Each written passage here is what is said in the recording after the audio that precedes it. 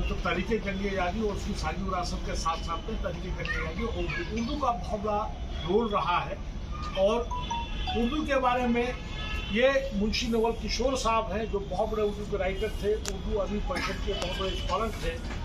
इन्होंने उर्दू के बारे में कहा था कि मुजाहिद आज़ादी को एक तरफ रख दिया जाए, एक पल्ले में रख दिया जाए और उर्दू को एक तरफ दिया जाए तो उर्दू को पल्ला भारी होगा।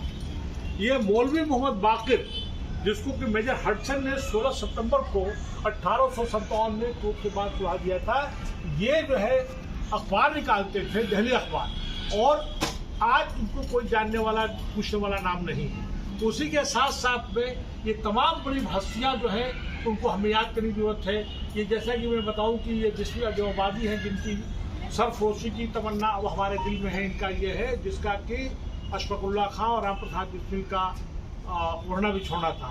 महात्मा गांधी, आप देखिए कि पूरे भोपाल में ढेर सारे जो है नेशनल फ्लैग निकाला जा रहा है, लेकिन इनका कहीं पे भी फोटो नहीं। जो पॉलिटिकल पार्टीज हैं उन नेताओं के ढेर सारे फोटो मिलेंगे, लेकिन महात्मा गांधी का, पंडित जवाहरलाल नेहरू का, अबुल कलाम आजाद का, हसन मोहानी का, जनरल बख्त खां का, जनरल शाहनवाज का, सुभाष चंद्र बोस का, जनरल क्यानी का, जनरल बनर्जी का, कहीं पर भी नाम नहीं मिलेगा।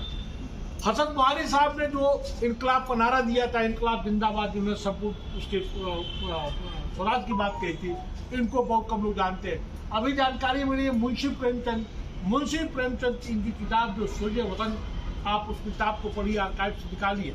इनकी किताबों को मतलब इनको उत्तर प्रदेश गवर्नमेंट ने, सेंट्रल गवर्नमेंट ने अपने सिलेबस से निकाल दिया। जैसे कि अल्लामा इकबाल को, गालिब को जिस तरह से निकाला जा रहा है, ये बहुत ही अनफॉर्चुनेट है। ये गणेश शंकर विद्यार्थी हैं जिनका के अखबार कानपुर से निकलता था, ये उनके सहयोगी थे। ये पीर मुनिस, ये दोनों की जोड़ी थी।